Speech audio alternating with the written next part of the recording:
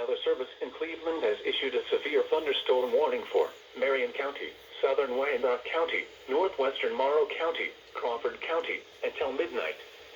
At 10:52 p.m., severe thunderstorms were located along a line extending from near Chatfield to near Marcells, moving southeast at 65 miles an hour. Hazard, 70 miles an hour wind gusts and quarter-size hail. Source, radar indicated. Impact, minor damage to vehicles is possible. Expect considerable tree damage. Wind damage is also likely to mobile homes, roofs, and outbuildings.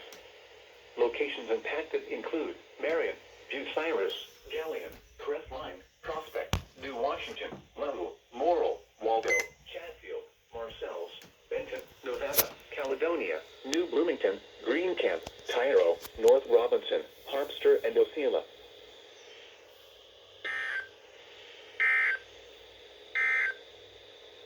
Now here is the